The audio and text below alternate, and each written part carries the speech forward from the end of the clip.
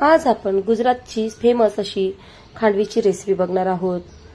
अगदी हेल्दी असा पदार्थ आहे हा आणि ज्यांना कोणाला खांडवी आवडते पण बनवता येत नाही त्यांच्यासाठी हा व्हिडिओ देखील खूपच फायदेशीर ठरेल, कारण हा व्हिडिओ तुम्हाला ज्याला कोणाला खांडवी येत नसेल त्यांना देखील बनवता येईल एवढा सोपा आहे। तर इथे मी 1 कप बेसन घेतलेला आहे। हे बेसन तुम्ही घरचं दळलेलं असेल तरी चालेल किंवा तुमच्याकडे बाहेरचं दळलेलं असेल तरी चालेल, कोणतंही बेसन तुम्ही यामध्ये घेऊ शकता। पाव चमचा मी इथे हळद पावडर घेतलेली आहे। हळद ही चांगल्या कलरची घ्यायची आहे। त्याचबरोबर मी 1/4 टीस्पून अशी हिंग घेतलेली आहे आणि पाऊण चमचा असं मी मीठ घेतलेलं आहे। 2 हिरव्या मिरच्या घेतलेल्या आहेत। त्याचबरोबर आल्याचा तुकडा घेतलेला आहे, साल काढून घेतलेली आहे।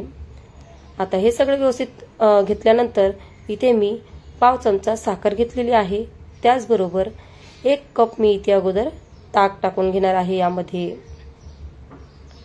ताक आपण डायरेक्ट सगळं टाकू शकतो, पण मी इथे अगोदर 1च कप टाकणार आहे। मग त्यानंतर जे काय आपल्याला ताक किंवा पाणी लागेल ते आपण नंतरनी टाकून घेऊयात। तर इथे मी 1 कप टाकून झाल्यानंतर हे मिश्रण व्यवस्थित असं मिक्सरमध्ये वाटून घेणार आहे। एकदम बारीक अशी फाईन अशी प्युरी बनवून घ्यायची आपल्याला याची, ज्यामध्ये आल्याचा मिरचीचा कसलाही तुकडा नको असं आपल्याला इथे हे वाटण वाटून घ्यायचंय। आता व्यवस्थित हे सगळं आपण मिक्सरमध्ये फिरवून घेतलेलं आहे। आता त्यामध्ये आपण ताक घालणार आहोत। जर का तुम्ही 1 वाटी किंवा 1 कप जर तुम्ही बेसन पीठ घेतलं असेल, जेही तुमच्याकडे भांडं अवेलेबल असेल, जेही तुम्ही मेजरमेंट कप किंवा वाटी किंवा काही घेत असाल ते तुम्ही लक्षात ठेवायचंय। जर 1 कप बेसन पीठ असेल तर तुम्ही 3 कप इथे ताक घ्यायचंय किंवा 1 कप दही किंवा ताकचा डायरेक्ट वापर केला तरी चालेल, किंवा तुमच्याकडे दही जर असेल तर 1 कप दही आणि 2 कप पाणी असं आपल्याला यामध्ये घालायचंय। जर का वाटी असेल तर 1 वाटी दही आणि 2 वाटी पाणी, किंवा डायरेक्ट आपण 3 वाटी डायरेक्ट ताक देखील टाकू शकतो। आणि जर तुम्हाला जर का आंबट आवडत नसेल तर तुम्ही मोडं ताक घेऊ शकता, म्हणजे ज्याला कमी घट्टपणा असतो, म्हणजे कमी आंबट असतं। मी इथे खूपच आंबट ताक होतं ते घेतलेलं आहे। इतकी सुंदर बनून तयार झाली होती ही सुरळीची वडी की माझ्या मिस्टरांनी पूर्ण संपवली, कारण त्यांना कधी म्हणजे ते असं बेसनचा आयटम खात नाहीत, पण त्यांनी जेव्हा खायला लागले तर त्यांना खूपच आवडली आणि त्यांना विश्वास देखील बसला नाही की ही मी घरात बनवली म्हणून। तर त्यांना हेच वाटत होतं की मी बाहेरून आणली असं, पण मी खरंच सांगते खूपच छान बनली होती। आणि ज्यांना कोणाला या खांडवीचा प्रकार हा आवडत असेल नक्की त्यांनी ही रेसिपी ट्राय करून बघावी। एकीकडे मी गॅसवर कढई चढवून घेतलेली आहे आणि त्यामध्ये जे काही आपण बेसन पीठचे बॅटर तयार केलेलं होतं मिक्सरच्या भांड्यामध्ये ते ओतून घेतलेलं आहे आणि एका दिशेनेच मी चमचा त्यामध्ये हलवत आहे आणि असं एकसारखं मी त्याला फेटून घेत आहे। चमचा का तुम्ही 2 मिनिटांसाठी किंवा तुम्ही 4 ते 5 सेकंदसाठी जरी सोडला किंवा तुम्ही ते मिश्रण तसंच सोडलं त्यामध्ये न हलवता तसंच सोडलं तर ते खाली चटकण्याची शक्यता असते। म्हणूनच जेव्हा ही सुरळीची वडी बनवायला घ्याल तेव्हा त्यावरती पूर्ण कॉन्सन्ट्रेशन राहू द्या, व्यवस्थित लक्ष देऊन बनवा की तुम्हाला मध्ये चमचा हा सोडायला नको लागावा, म्हणून एकसारखा त्यामध्ये चमचा हा हलवत राहायचा आहे, जेणेकरून त्यामध्ये गिठोडी देखील पडणार नाही। कारण थोडंसं जरी त्याच्यामध्ये असे पिठाचे गोळे बांधले गेले तर मग तुमची सुरळीची वडी ही परफेक्ट बनत नाही।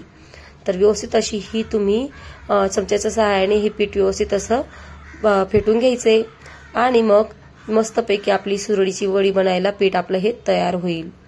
तर इथे मी 5 ते 6 मिनिटांसाठी वाफेवरती हे पीठ असं शिजवून घेणार आहे, म्हणून इथे मी एक ताट झाकून घेत आहे। ताट हा आपण 5 ते 7 मिनिटांनंतर काढून घेतलेला आहे। मस्तपैकी बघू शकता आपण किती सुंदर असतं आपलं हे आपलं बेसन पीठ असं आपण इथे फेटून घेतलेलं आहे, वाफ देखील काढून घेतलेली आहे। तर इथे आपलं हे बेसन पीठ तयार झालेलं आहे सुरळीचं वडीचं। मी एका प्लेटमध्ये काढून दाखवलं होतं पण ते पीठ तयार झालेलं नव्हतं तेव्हा। तर तुम्ही एका प्लेटमध्ये तुमचं पीठ झालंय की नाही ते चेक करू शकता। एका प्लेटमध्ये थोडंसं पीठ टाकायचंय आणि पसरवून घ्यायचंय, थोडंसं हवा लागू द्यायची त्याला। हवा लागल्यानंतर ते पीठ जर त्याचं वळत असेल, आपण बोटाच्या सहाय्याने जर वळून पाहिलं तर समजायचं की आपली इथे ही पीठ व्यवस्थित असं रेडी झालंय म्हणून। तर आपण हे पीठ असं व्यवस्थित असं पसरवून घेणार आहोत। तुमच्याकडे जर ताट असेल, जेही तुमच्याकडे असतील परात वगैरे ताट, त्याच्यावर तुम्ही हे पीठ व्यवस्थित असं पसरवून घ्यायचंय. गरम असतानाच पसरवायचंय, थंड झाल्यानंतर ते पीठ व्यवस्थित असं पसरणार नाही. तर मस्तपैकी असं पसरवून घ्यायचंय.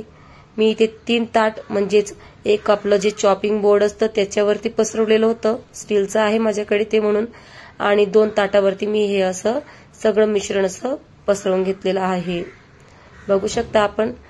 तर थंड जास्त होऊ द्यायचं नाही पिठाला. लवकर लवकर आपण हे पीठ असं व्यवस्थित पसरवून घ्यायचंय, जेणेकरून त्यामध्ये लम्स असे गिठोड्या पडणार नाहीत आणि मस्तपैकी आपलं हे सगळं पीठ एकसारखं असं पसरून तयार होईल आणि आपली सुरळीची वडी देखील अशी सुंदर मऊसूत अशी बनून तयार होईल.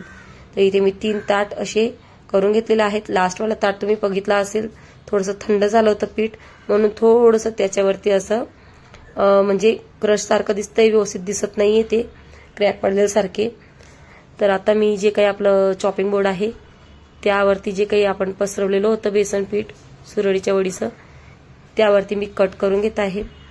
तर एक सेंटरमध्ये मोठं मी एक लाईन खेचलेली आहे चाकूच्या सहाय्याने, आणि छोटे छोटे तुम्हाला किती मोठ्या आकारच्या किंवा किती छोट्या आकाराच्या तुम्हाला इथे सुरळीच्या वड्या किंवा खांडवी बनवून घ्यायची आहे तसा तुम्ही इथे आकार द्यायचा आहे.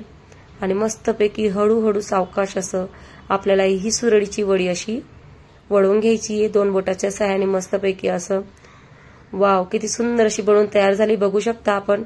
बाहेरून आणायची गरजच पडणार नाही जर का तुम्ही या पद्धतीने, या मेथडने जर सुरळीची वडी बनवली तर सुंदर अशी आपली इथे सुरळीची वडी इथे बनवून तयार होत आहे. नक्की ट्राय करा, खूपच छान लागते.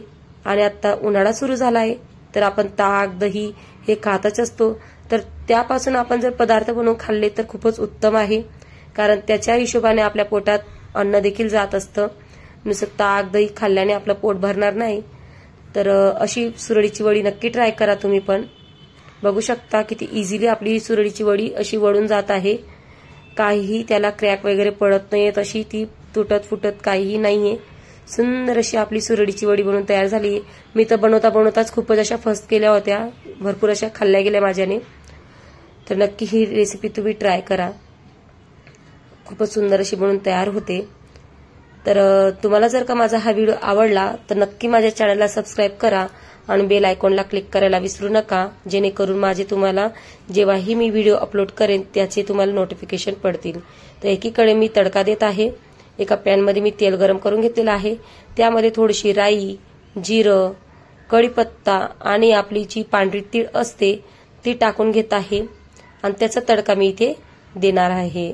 तर थोडासा कढीपत्ता देखील टाकायचा आहे. हा माझा घरचा लावलेला कढीपत्ता आहे, थोडासाच होता तो म्हणून मी काढून घेतलेला आहे, त्याचाच तडका इथे मी देत आहे. तर मस्तपैकी असा हा तडका आपल्याला सगळीकडे स्प्रेड करून घ्यायचा आहे, सगळीकडे टाकून घ्यायचा आहे. खरंच खूपच सुंदर बनली आहे आपली ही सुरळीची वडी. नक्की ही रेसिपी ट्राय करा आणि मला फीडबॅक द्यायला विसरू नका. आता त्यावरती मी थोडीशी आपली कोथिंबीर असते ती टाकून घेणार आहे. नसेल तुमच्याकडे तर तुम्ही स्किप करू शकता. तुम्हाला जर का याच्यामध्ये साखर नसेल घालायची तर ती देखील तुम्ही इथे स्किप करू शकता, नाही जरी घातली तरी चालेल. तर कशी वाटली तुम्हाला ही रेसिपी नक्की मला कमेंटमध्ये कळवा आणि बेल आयकॉनला क्लिक करा, जेणेकरून तुम्हाला माझे व्हिडिओजचे नोटिफिकेशन पडतील जे मी अपलोड करेन. तर बघू शकता आपण किती सुंदर बनली आहे. अगदी बाहेर मिळते तशीच मी इथे ही रेसिपी बनवून तुमच्यापर्यंत पोहोचवण्याचा प्रयत्न करत आहे. नक्की व्हिडिओ बघा आणि पूर्ण व्हिडिओ बघितल्यानंतर मला नक्की फीडबॅक शेअर करा.